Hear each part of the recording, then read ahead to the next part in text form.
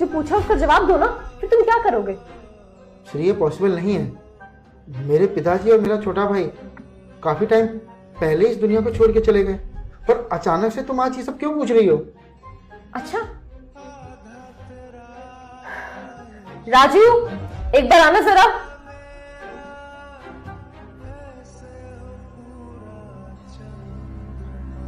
जानते हो क्या तुम इसको? हाँ, ये छोटा भाई है मेरा।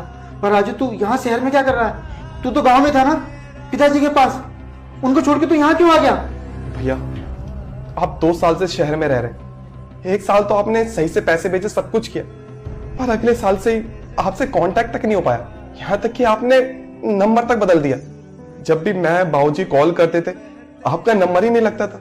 पता है आपके चक्कर में बाबूजी कितना परेशान रहे, उनकी तबीयत खराब हो गई है। 1 साल से शहर में रह रहे हैं, उनका इलाज करवा रहा हूँ, सिक्योरिटी गार्ड की नौकरी कर रहा हूँ। किसकी वजह से? आपकी वजह से भैया। आपने ना बाबूजी को और मुझे ना बहुत दर्द दिया है। करण, मुझे एक बात बताओ, तुमने मुझसे इतना बड़ा झूठ क्यों बोला? तुमने क्यों बोला कि तुम्हारे भाई और तुम्हारे पापा इस दुनिया में नहीं है? देखो श्री, मैं तुमसे कभी झूठ नहीं बोलना चाहता। जब मैं शहर आया, मैंने बहुत दर दर की ठोकरें खाई। बड़ी मुश्किल से जाके तुम्हारा साथ मिला, तुमसे शादी की मैंने।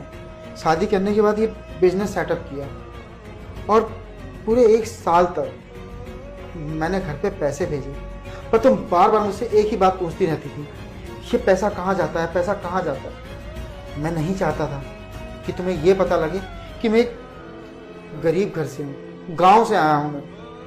अगर तुम्हें शायद ये बात पता लगती तो तुम मुझसे कभी शादी ना करती, और शायद मुझसे दूर चली जाती। तुम्हें खोने के डर से मैंने यही बोल दिया कि मेरा इस दुनिया में कोई नहीं है, मैं अकेला हूँ। जो थे वो मर चुके हैं।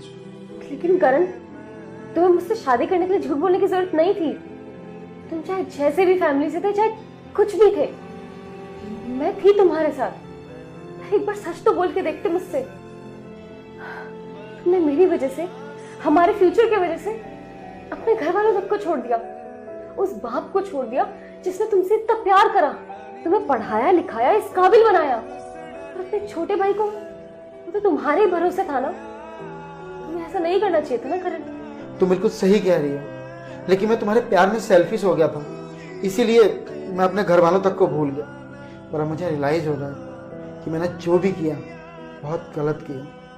मुझे ये सब नहीं करना चाहिए था। हाँ राजू, मैं तेरा और बाबूजी का बहुत बड़ा गुनहगार हूँ। मुझे पता है मैं माफ़ी मांगने के लायक भी नहीं।